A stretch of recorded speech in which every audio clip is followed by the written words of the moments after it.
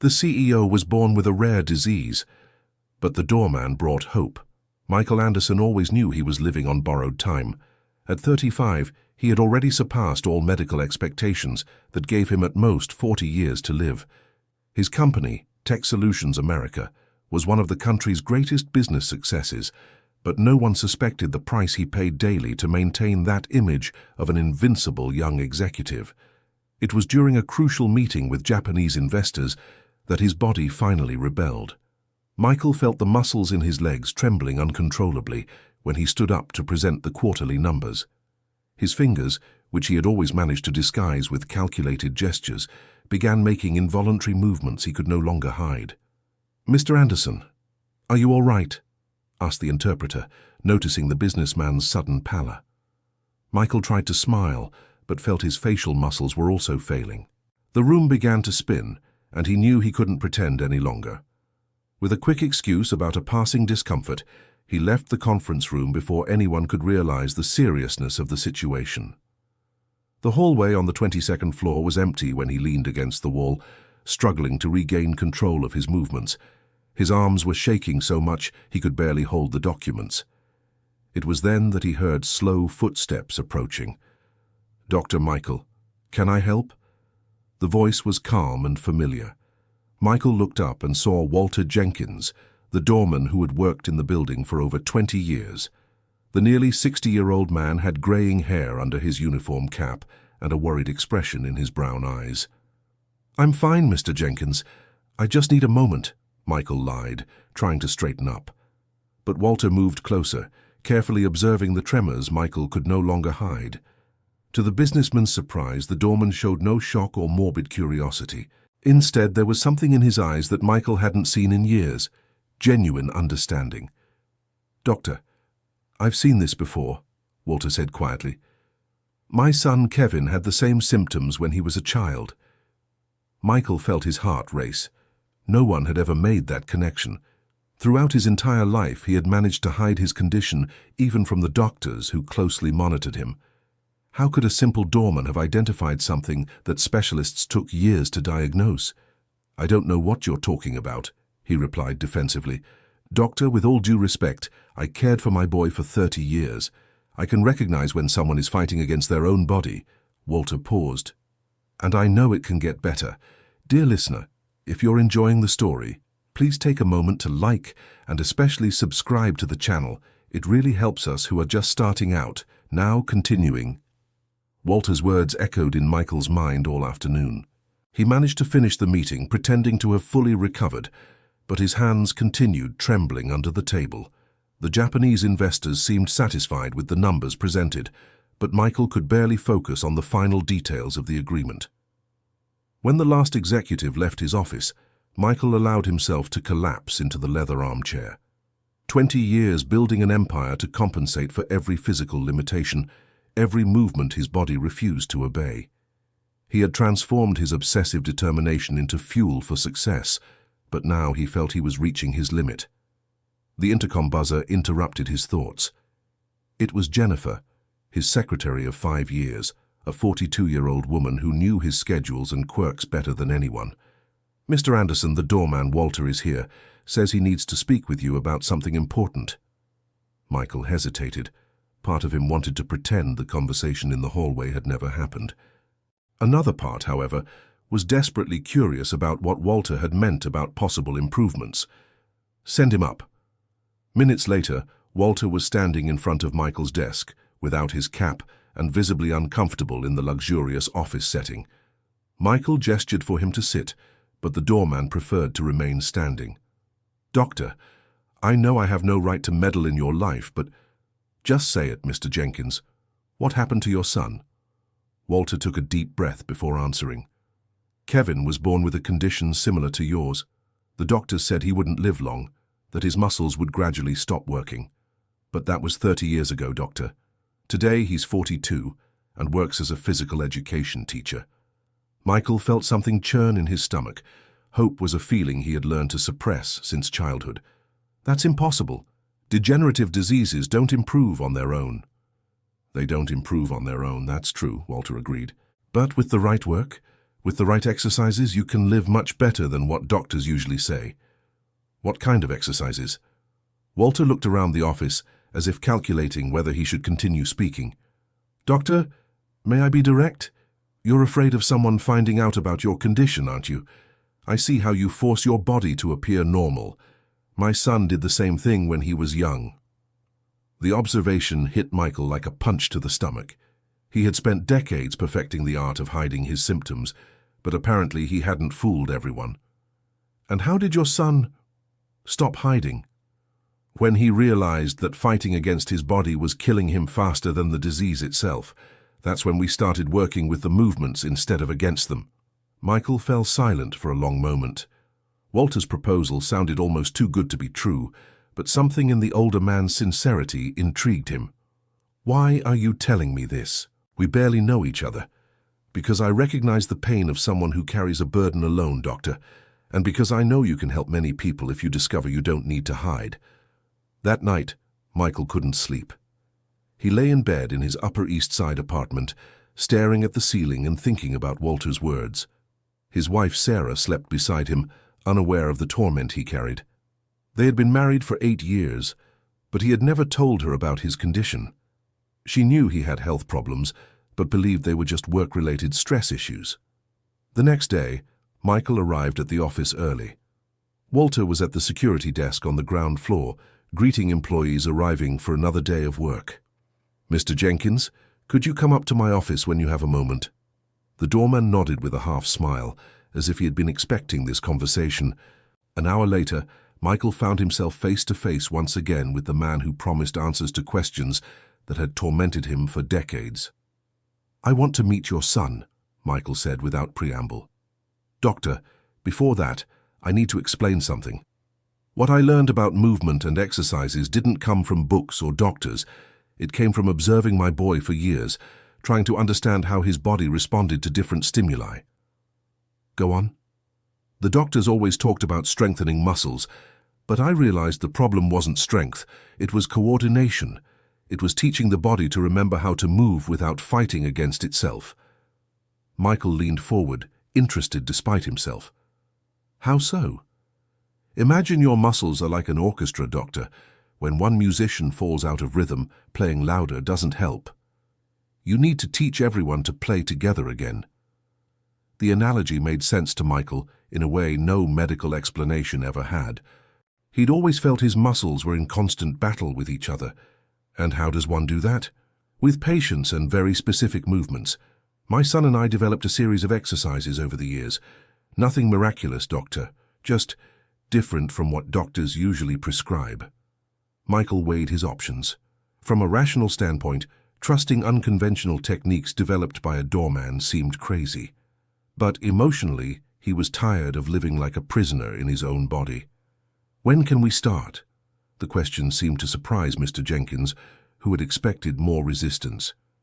Doctor, are you sure? This will require you to stop pretending you don't have limitations. You'll have to accept that you need to relearn how to move. I'm tired of pretending, Mr. Jenkins. If there's a chance, however small, I want to try. That afternoon, for the first time in his adult life, Michael cancelled all his meetings and went down to the building's basement with Mr. Jenkins. The space was used for storage and maintenance, but had enough room to move around. First, Doctor, you need to show me how your body moves naturally, without forcing it, without trying to seem normal, just moving. The instruction was harder to follow than it seemed. Michael had spent so much time controlling and disguising his movements that he barely remembered how to let his body act on its own. Relax your shoulders, Mr. Jenkins instructed. Now try to raise your right arm slowly. When Michael obeyed, his arm rose with a visible tremor and a zigzag motion he would normally hide. Perfect, exclaimed Mr. Jenkins, surprising the businessman. Perfect. My arm is shaking like a leaf. Yes, but it's moving. It's obeying the command. The tremor is just the body trying to adjust. Now, we'll teach it to adjust better. During the next hour, Mr. Jenkins guided Michael through a series of slow, deliberate movements. They weren't exercises in the traditional sense, but rather a form of body mapping Michael had never experienced. "Your son really improved doing this?" Michael asked during a break. "Kevin went from not being able to hold a glass of water to teaching children how to play soccer, Doctor. It didn't happen overnight, but it happened." Michael felt a pang of hope that he immediately tried to suppress. Hope had been his enemy for too long. When he returned home that night, Sarah noticed something different in his behavior.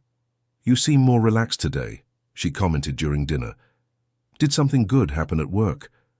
Michael hesitated. Part of him wanted to tell his wife everything, to share the burden he'd carried alone for so long. But another part feared she wouldn't understand, that she'd see his condition as a weakness. "Just trying a different approach to some problems," he replied vaguely. During the following weeks, Michael and Mr. Jenkins met daily in the basement. Jennifer began to notice her boss's frequent absences, but he always had a plausible explanation for his disappearances. The exercises were subtle, but challenging.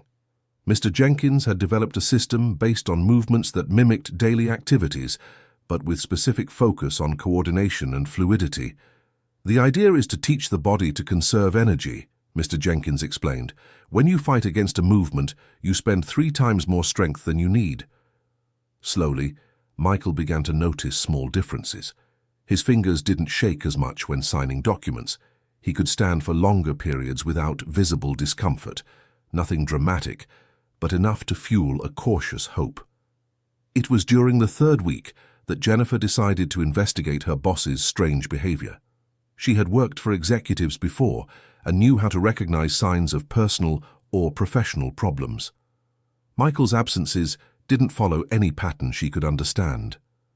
One afternoon, she decided to discreetly follow him when he left the office with the excuse of an external meeting. To her surprise, she saw Michael getting into the service elevator with Mr. Jenkins. Jennifer waited a few minutes before going down to investigate. In the basement, she heard voices coming from the storage area and cautiously approached. "Now try to pick up the pen without forcing your wrist," she heard Mr. Jenkins's voice. "Like this?" Michael responded. "Yes, see how much smoother that was? Your body is learning." Jennifer was confused. Why would her boss be in the basement doing exercises with the doorman? And what kind of problem did Michael have that required relearning basic movements? She returned to the office with more questions than answers, but decided to stay quiet until she better understood the situation. Dear listener, if you're enjoying the story, please take a moment to like the video, and especially to subscribe to the channel. It really helps us who are just starting out. Now continuing. Meanwhile, in the basement, Michael was experiencing something he hadn't felt in years: real progress. The movements Mr. Jenkins was teaching were different from any physical therapy he had ever tried. Instead of strengthening specific muscles, they focused on creating harmony between different muscle groups. "Is your son willing to meet me?" Michael asked, after a particularly successful session. Mr. Jenkins hesitated before answering. "Doctor, I need to be honest about something. Kevin, he doesn't like to talk about the past very much. It was very hard for him to accept his condition and even harder to accept that improvement was possible." "Why?" "Because he lost many years believing it wasn't worth trying. When he finally started to get better, he became angry about having wasted so much time hiding." Michael understood the feeling perfectly. He himself struggled with the bitterness of thinking about all the lost opportunities, all the moments when he had limited himself out of fear. But is he willing to help other people? Yes, he is. He just needs time to trust. Kevin is a teacher at a public school here in New York. He works with children who have different types of physical limitations. The idea of meeting someone who had gone through the same process of overcoming energized Michael in a way he hadn't experienced in years.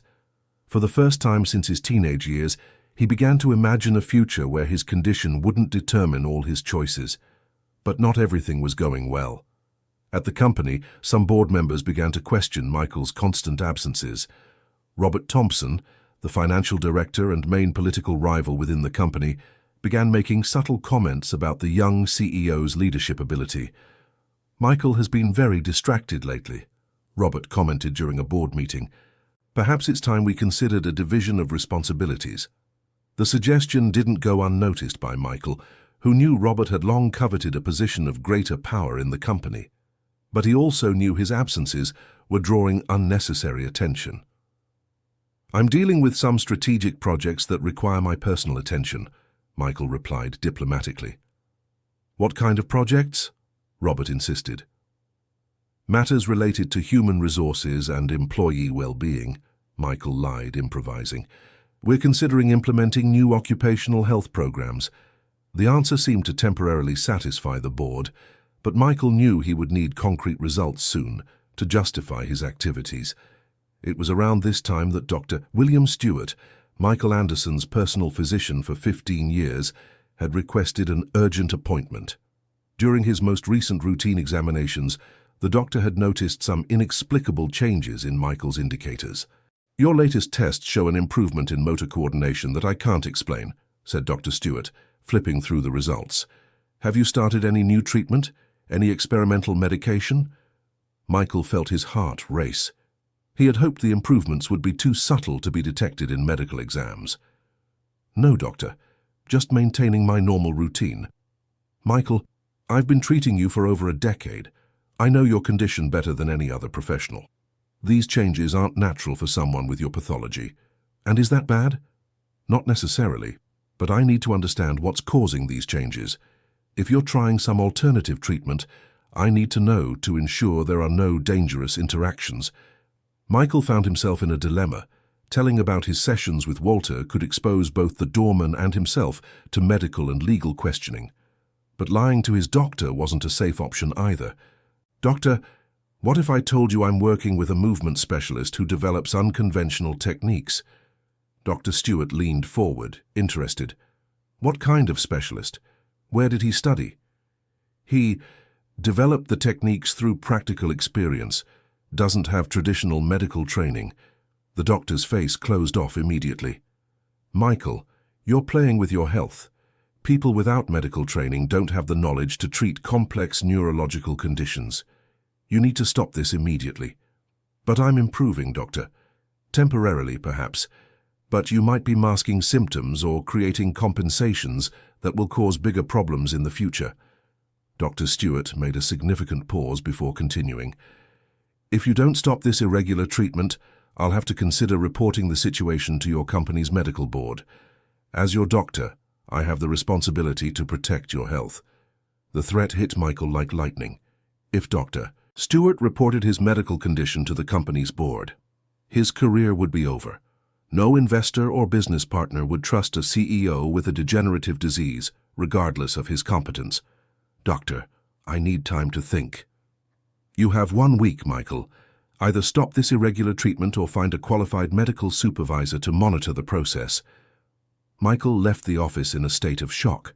For the first time in weeks, he had felt genuine hope about his condition, but now that hope was being threatened by medical protocols and professional consequences.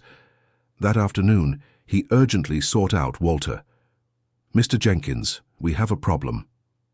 Walter listened silently as Michael explained the situation with Dr. Stewart.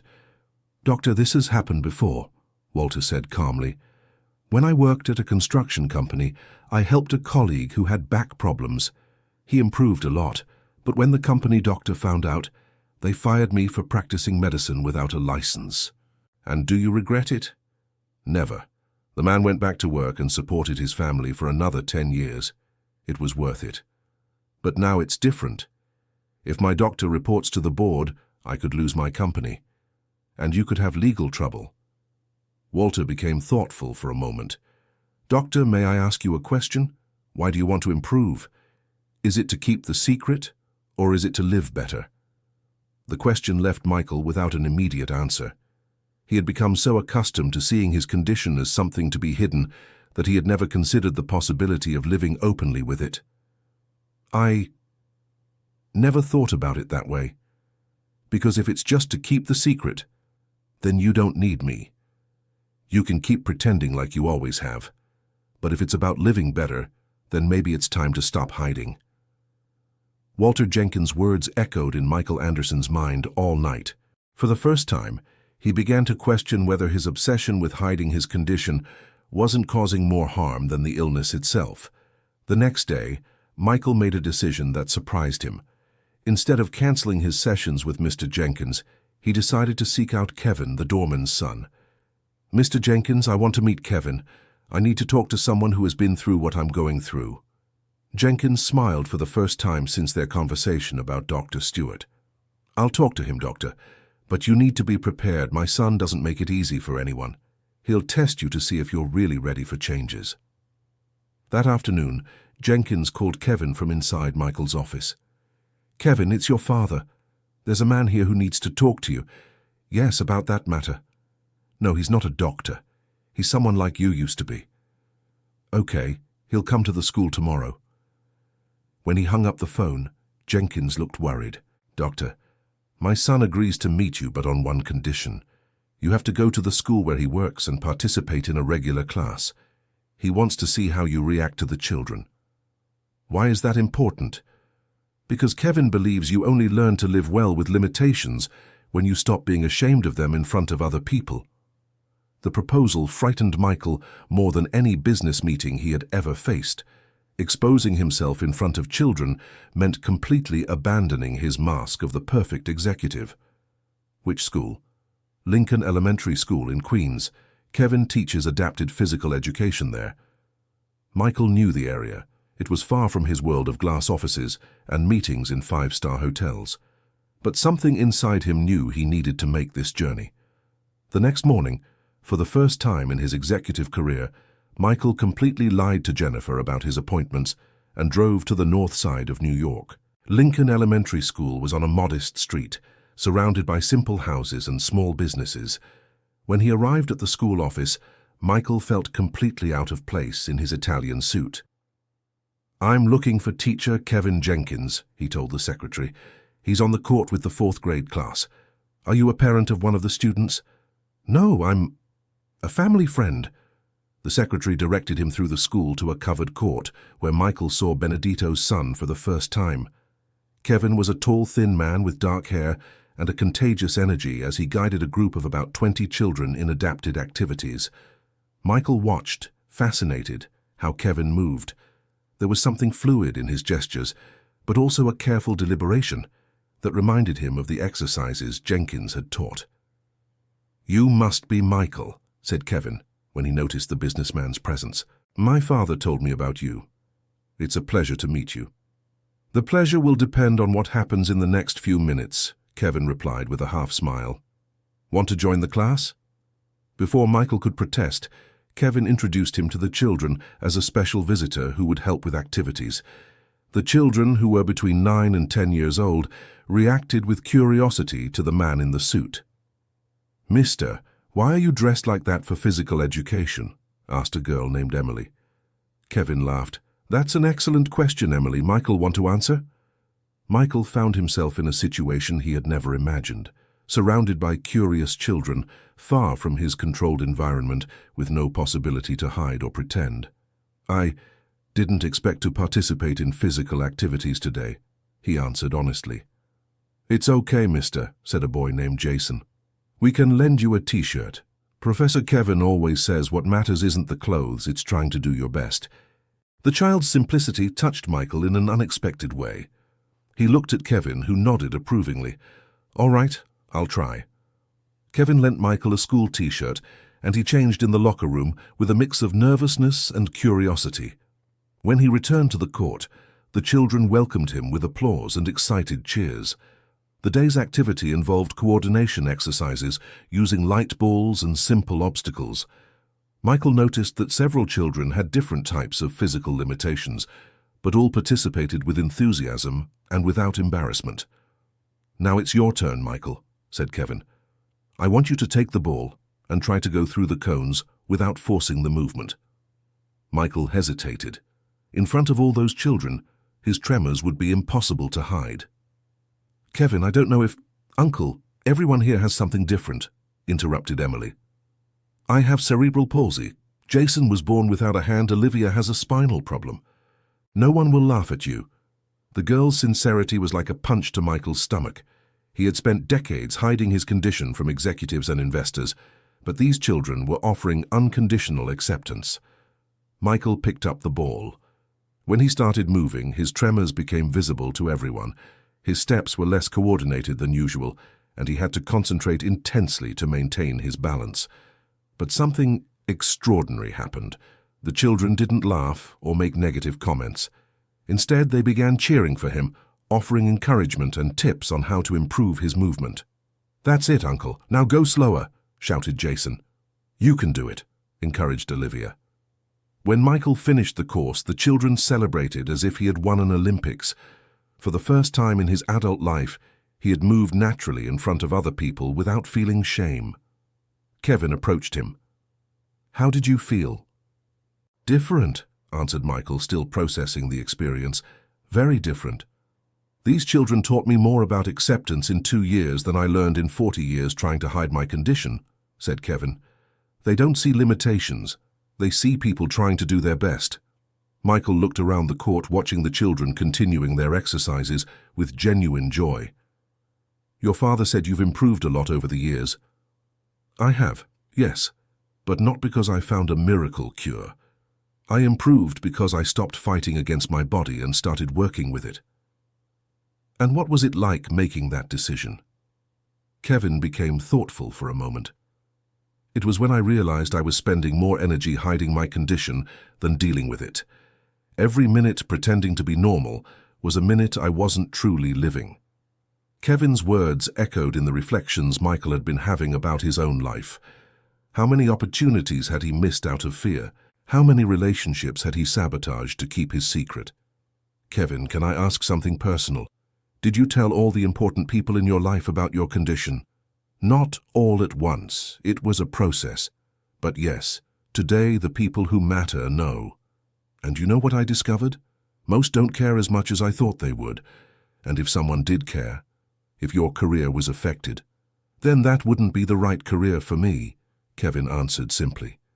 "Michael, you could spend your whole life trying to be perfect for people who might not even deserve your effort, or you could be authentic and find people who value who you really are." The class ended with the children warmly saying goodbye to Michael, asking him to come back soon. As he walked back to the parking lot, Michael felt that something fundamental had changed inside him. That night, he had a serious conversation with himself. For the first time, he began to consider the possibility of telling Sarah about his condition. The idea still frightened him, but the experience at the school had planted a seed of courage that he could no longer ignore. Dear listener, if you're enjoying the story, please take a moment to like and especially subscribe to the channel. It really helps us who are just starting out. Now continuing. The next morning, Michael arrived at the office with a completely new perspective. Instead of heading straight to his floor, he went to look for Mr. Jenkins on the ground floor. "Mr. Jenkins, I spoke with Kevin yesterday. It was enlightening," Mr. Jenkins smiled. "My son has a special way of making people see things differently. He made me realize that maybe I've been fighting the wrong battles." Michael paused. "I want to continue with the exercises, but I also want to start being more honest about my situation." "That's a courageous decision, Doctor." "Mr. Jenkins, I have a proposal for you. What if we created a space here at the company for people with different kinds of physical limitations? A place where they could learn the exercises you've developed?" Mr. Jenkins seemed surprised by the suggestion. "Doctor, are you serious?" "Completely. I have resources and influence. You have knowledge and experience. Kevin has expertise in adaptive education. Together we can help people who are going through what I went through." The idea excited Michael in a way he hadn't felt in years. Instead of hiding his condition, he could turn it into a tool to help others. "But Doctor, that would mean you'd have to publicly acknowledge your condition." "I know, and I'm ready for that." Mr. Jenkins was silent for a long moment, clearly moved. "Doctor, that would be a dream come true. I've always wanted more people to have access to what we learned with Kevin."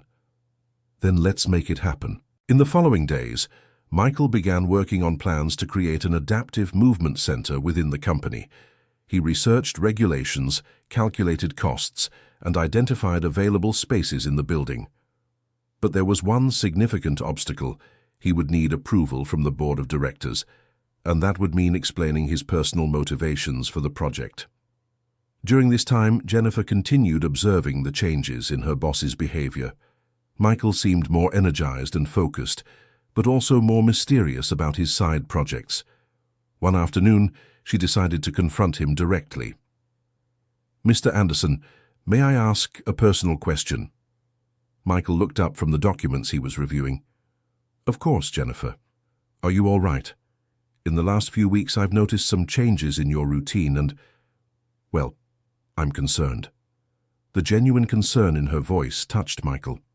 Jennifer had been a loyal employee for years, and he realized she deserved more honesty. "Jennifer, have you ever had to hide something important about yourself for fear of people's judgment?" The question surprised the secretary. "Yes, sir. I think everyone has at some point." "And what was it like when you finally decided to stop hiding?" Jennifer became thoughtful. "It was liberating, but also scary. Why do you ask?" Michael hesitated for a moment, then decided to trust his instinct. "Because I'm considering stopping hiding something I've kept secret for a long time, and I need to know if I can count on your support no matter what it is. Mr. Anderson, you've always treated me with respect and consideration. You can count on me." Jennifer's response gave Michael more courage to move forward with his plans. That week, he scheduled a meeting with the board of directors to present his proposal for the Adaptive Movement Center. He knew it would be one of the most challenging moments of his career. The night before the meeting, Michael finally decided to tell Sarah about his condition. They were having dinner at home when he gathered the courage to start the conversation. "Sarah, I need to share something with you, something I should have told you a long time ago." She looked up from her plate, noticing the seriousness in his voice. "What is it, Michael?" "I have a medical condition I've hidden from you since we met, a degenerative disease that affects my movement and coordination." Sarah stayed silent for a long moment, processing the information. "Why did you never tell me?" "Because I was afraid you would see me differently, afraid you would think I was weak or defective." "Michael," she reached her hand across the table to touch his. "I noticed something was happening. Sometimes your movement seemed too deliberate, but I thought it was work stress. And now that you know the truth?" Sarah was thoughtful before answering. "Now I understand why you sometimes seem to be carrying such a heavy burden alone, and it saddens me to think you didn't trust me to share that burden." Sarah's reaction was better than Michael had hoped for, but he could see hurt in her eyes over the lack of trust. "Sarah, I know I have no right to ask this, but can you support me while I try to change how I deal with this situation?" "What do you mean?" Michael told her about his sessions with Mr. Jenkins, about the meeting with Kevin, and about his plans for the Adaptive Movement Center. Sarah listened quietly, asking occasional questions to clarify details. "So you want to publicly acknowledge your condition?" she asked at the end. "Yes.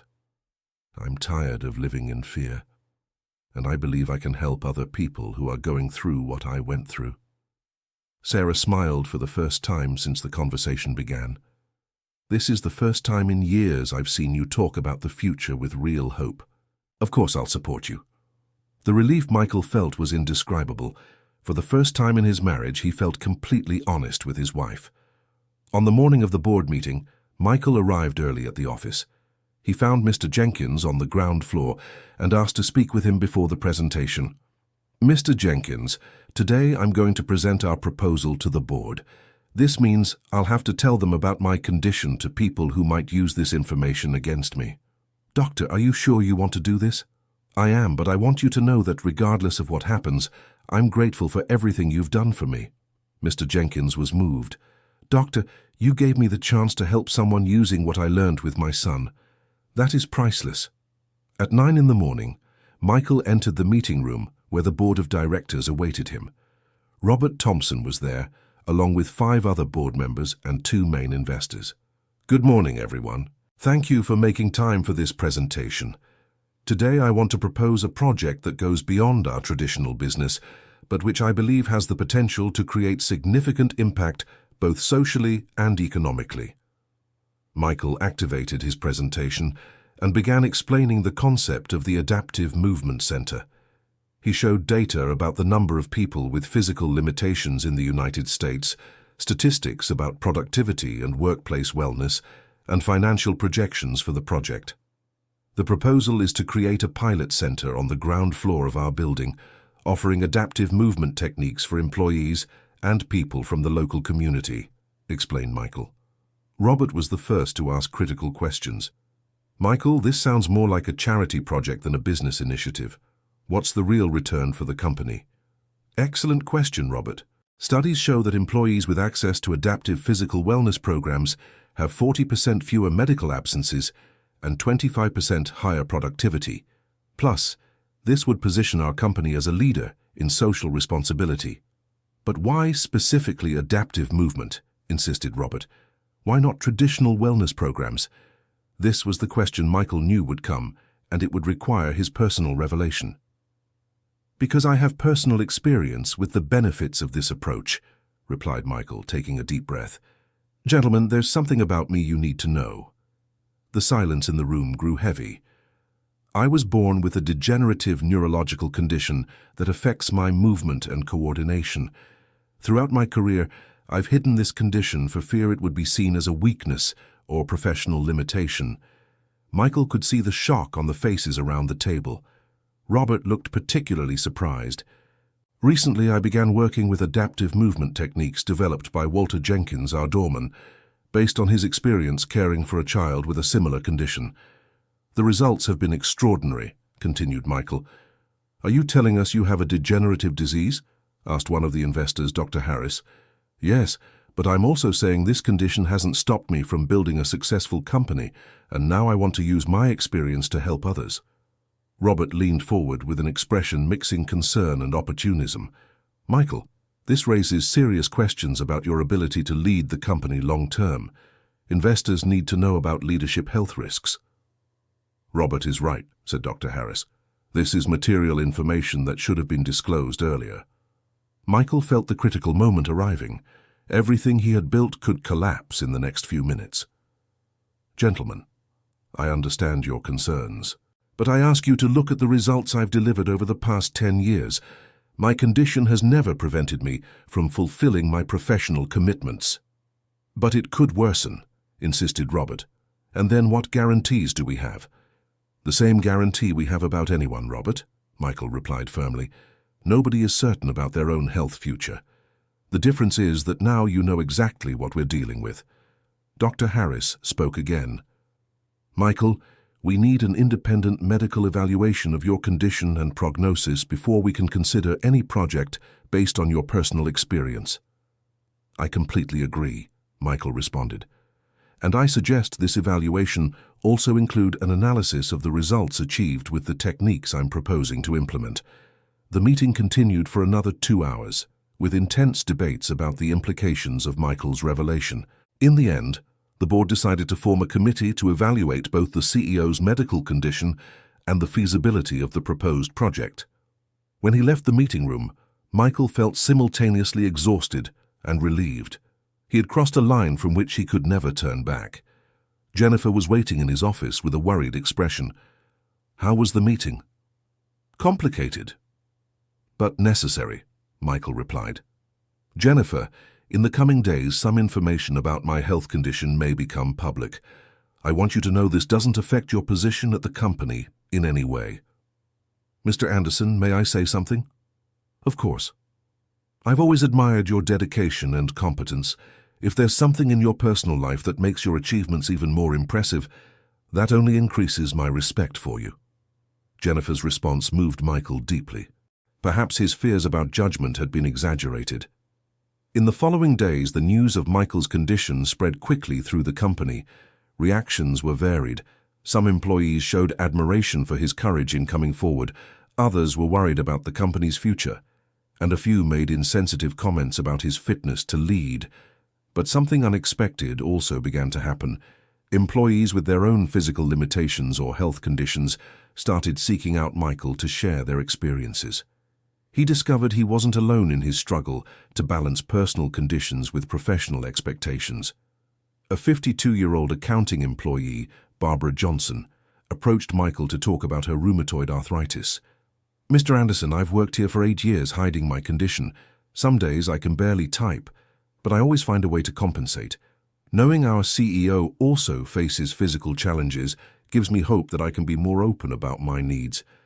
Conversations like this multiplied throughout the week, and Michael began to realize his disclosure had created a unique opportunity to humanize the workplace. Meanwhile, the committee formed by the board began its investigations. Dr. William Stewart was contacted to provide information about Michael's medical history, and Walter was asked to explain his techniques to a team of physical therapists. Walter's evaluation was particularly tense. He found himself in a room with 3 certified physical therapists and 2 doctors, all questioning the scientific validity of his methods.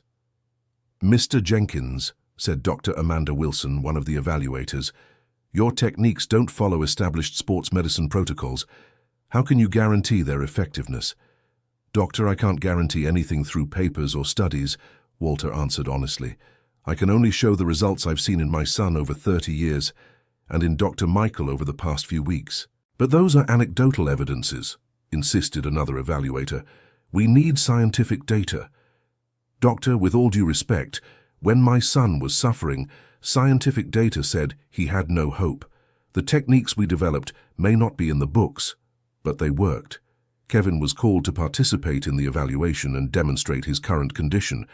His presence brought a new dimension to the debate.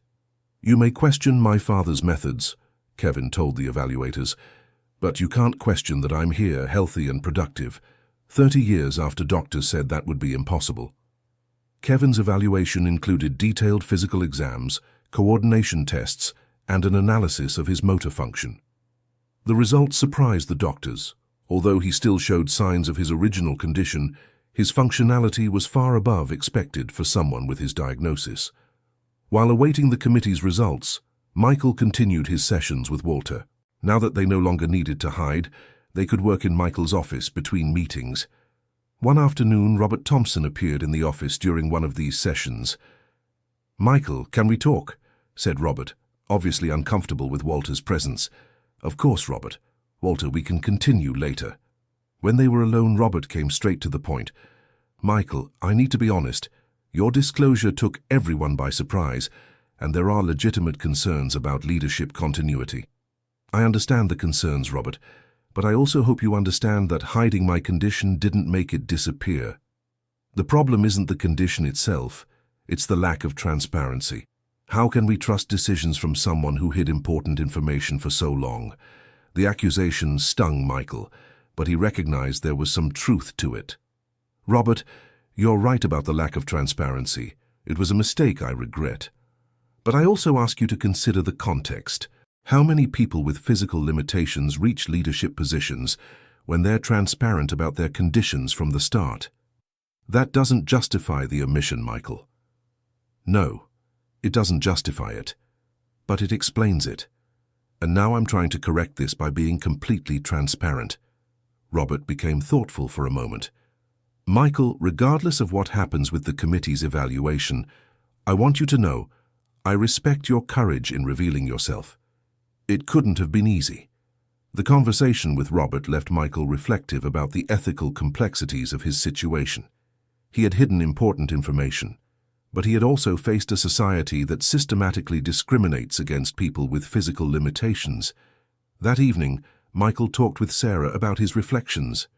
"Do you think I did the right thing hiding my condition all these years?"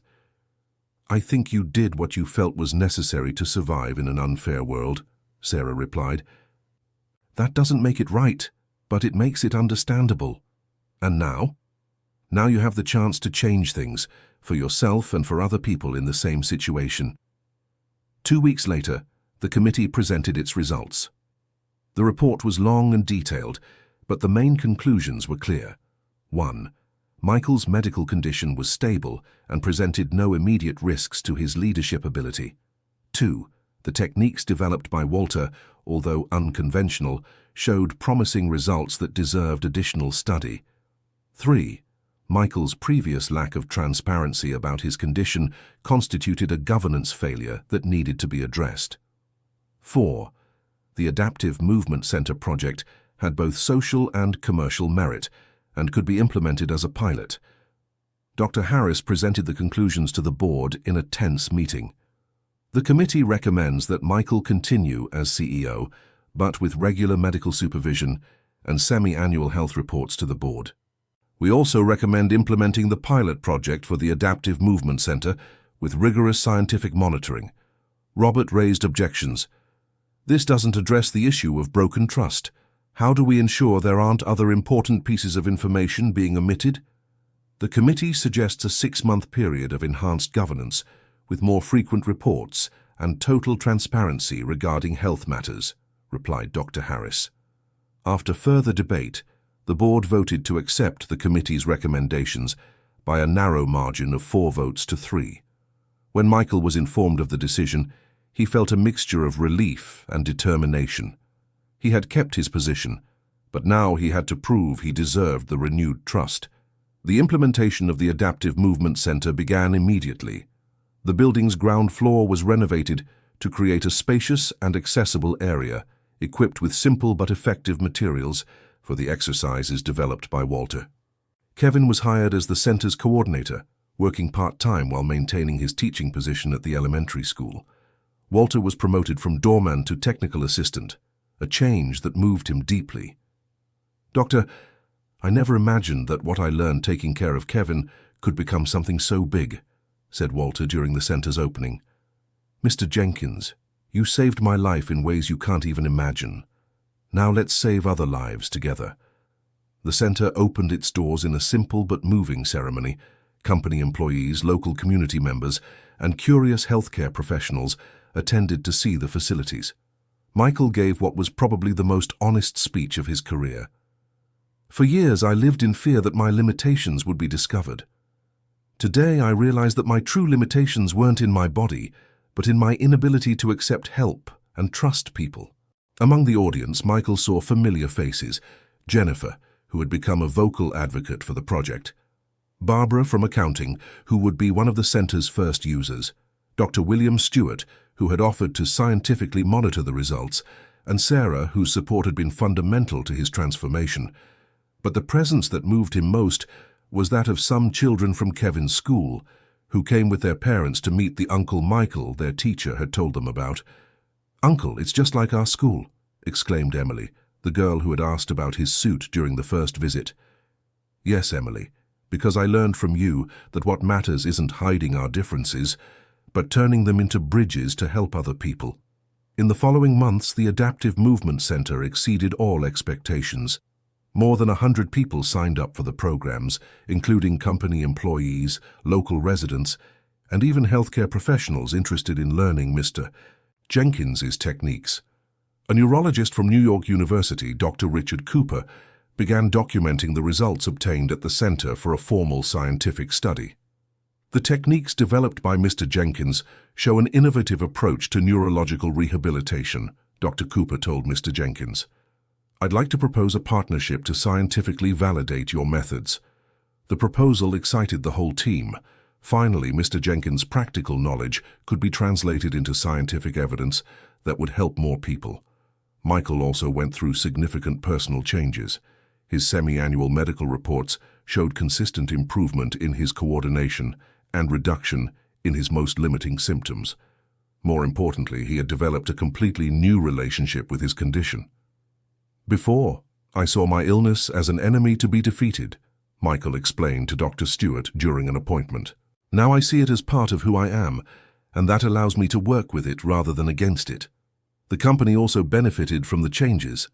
The inclusion program started with the Adaptive Movement Center, expanded to other areas, creating a more accessible and welcoming work environment. Overall productivity increased, and Tech Solutions America began to be recognized as a leader in corporate social responsibility. An article in Forbes magazine highlighted the company's transformation under the headline, "CEO Reveals Medical Condition and Transforms Company into Model of Inclusion." But not everything was easy. There were moments of relapse, days when Michael struggled with more intense symptoms. On one occasion, he had a severe episode during a presentation for international investors. Instead of hiding, Michael stopped the presentation and calmly explained what was happening. "Gentlemen, I'm having an episode related to my neurological condition. I need a few minutes to recover, but I can continue the presentation, or we can reschedule if you prefer." The investor's reaction was surprisingly positive. The CEO of the partner company, a German executive, commented, "Mr. Anderson, your honesty and professionalism in dealing with personal challenges impresses us greatly. This demonstrates the kind of leadership we want in our partners." 6 months after the center opened, Kevin brought a proposal that would change everything again. "Michael, I'm receiving requests from schools and companies across the United States to implement similar programs. What if we expanded this into a national network?" The idea was ambitious: create a network of adaptive movement centers in partnership with companies, schools, and healthcare organizations throughout the country. "Kevin, that would be amazing, but we would need much more resources and planning." "What if we did this through a new division of Tech Solutions? We could develop assistive technologies based on my father's techniques and bring this to a national scale." The proposal excited Michael. It was a way to transform his personal experience into large-scale social impact.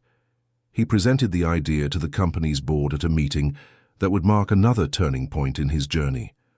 "Gentlemen, I propose we create Tech Solutions Adaptive, a division focused on assistive technologies and adaptive movement programs," announced Michael.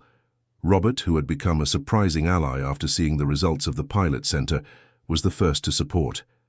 "Michael, this positions our company at the forefront of a growing market, and we have the advantage of real experience with the methods." Dr. Harris also showed enthusiasm. The results of the pilot center exceeded our most optimistic expectations. A national expansion could generate significant social impact and financial return. The proposal was unanimously approved, marking a historic moment both for Michael and for the company. Tech Solutions Adaptive was launched a year later, with Kevin as technical director, Mr. Jenkins as special consultant, and a multidisciplinary team including physical therapists, educators, and technology developers. The first center in the network was opened in Los Angeles, followed by units in Chicago, Houston, and Denver. Each center adapted Mr. Jenkins's techniques to local needs, but maintained the fundamental principles of accepting limitations and working with the body instead of against it. During the opening of the Los Angeles Center, Michael gave a speech that summarized his journey of transformation. "2 years ago, I was a CEO who hid a medical condition for fear of judgment. Today, I am a person who uses their experience to build bridges. The difference isn't in my condition, which remains the same. The difference is in my willingness to be authentic and accept help." In the audience, Mr. Jenkins listened with tears in his eyes. Beside him, Kevin held his father's hand, proud of the journey they had all traveled together. "Dad, remember when you told me I could help other people one day?" whispered Kevin. "I remember, my son, but I never imagined it would be like this." Sarah, sitting in the front row, smiled at her husband. The man on stage was very different from the one who hid behind perfect suits and controlled gestures. This Michael was more real, more vulnerable, and paradoxically stronger. At the end of the event, a journalist asked Michael about his plans for the future. "Mr. Anderson, what is your vision for the coming years?" "My vision is simple. A country where people with physical limitations don't have to choose between authenticity and professional success, where differences are seen as strengths, not weaknesses." "And personally, how do you see your own journey?" Michael looked at the audience, seeing all the people who had made his transformation possible.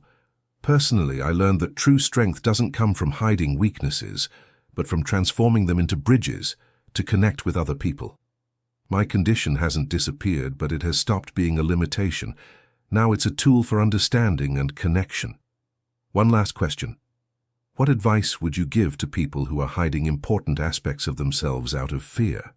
Michael thought about the question for a moment, remembering all the people he had met during his journey, the children from Kevin's school, Barbara from accounting, the employees who came forward after him, the center's users who found the courage to be authentic. I would say that the fear of judgment is almost always worse than the actual judgment, and that when you stop spending energy hiding who you are, you have much more energy left to become who you can be. That evening, Michael arrived home exhausted but fulfilled. Sarah was waiting for him with a simple dinner and a smile he had learned to cherish much more after almost losing it. "How was your day?" she asked. "Long but rewarding. Sometimes I still can't believe how everything changed." "Do you regret anything?" Michael thought about the question honestly. "I regret taking so long to trust people. I regret the years I lost hiding who I was, but I don't regret the journey, because it brought me here. And now I want to cherish every day I have, being exactly who I am, with limitations, possibilities, fears, hopes, everything." Sarah moved closer and hugged her husband. "This is the man I fell in love with from the beginning. It just took him some time to allow himself to emerge." 2 years after the first conversation in the building hallway, Michael turned 40. The age doctors said he wouldn't reach. The party was at the Adaptive Movement Center, surrounded by all the people who had been part of his transformation. Mr. Jenkins, now almost 62 but more energized than ever, made an emotional toast. "Dr. Michael, when you told me you wanted to meet my son, I knew your life would change, but I never imagined ours would change so much too." Kevin, who had become a national reference in adaptive physical education, added, "Michael, you taught me that sometimes helping one person can be the most powerful way to help many." Jennifer, promoted to Human Resources Director, raised her glass. "To the boss who taught me that true leadership comes from the courage to be vulnerable." Dr. William Stewart, who had become an enthusiastic collaborator in studies about Mr. Jenkins' techniques, toasted, "To the patient who taught me that healing doesn't always mean eliminating symptoms, but learning to live fully with them." Emily, the schoolgirl who was now 12 and one of the center's most active volunteers, made the final toast, "To Uncle Michael, who showed us that being different means being special." When everyone had spoken, Michael stood up to respond.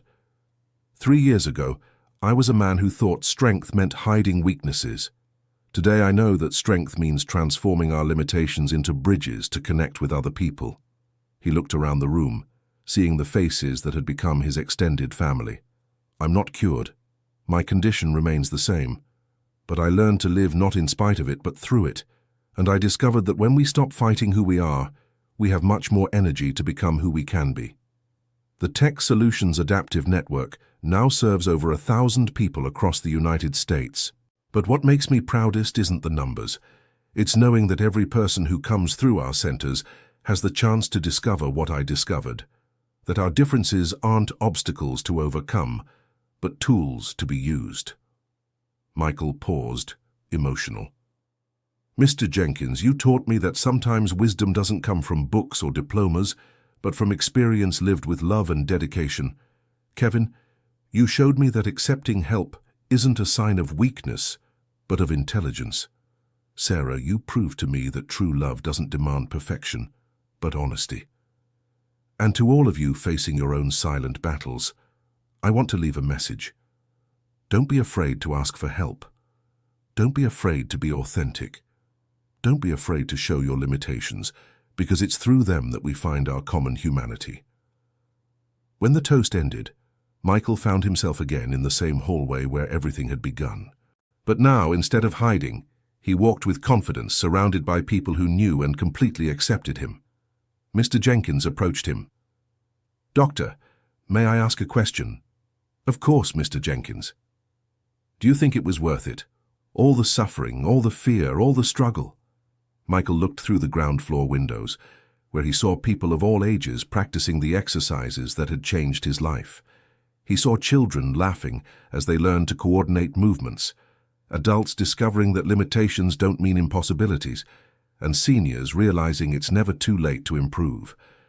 Mr. Jenkins, if all that suffering was necessary to get here, to create all this, to help all these people, then yes, it was worth every moment. He put his hand on the shoulder of the man who had transformed his life. "Because I learned that sometimes our greatest gift to the world comes not from our strengths, but from our shared vulnerabilities." Walter smiled, the same calm and wise smile that had offered Michael hope that morning in the hallway. "Then our mission is just beginning, Doctor." "It is, Mr. Jenkins, it is. End of story. And you? What did you think of this story of overcoming and transformation?" Michael could have taken another path, but he chose the courage of authenticity. Have you ever faced situations where you had to choose between hiding who you are or risking being judged? Share your opinion in the comments and tell us where you're watching from. If this story touched your heart in any way, leave your like and, most importantly, subscribe to the channel so you don't miss other inspiring stories like this one.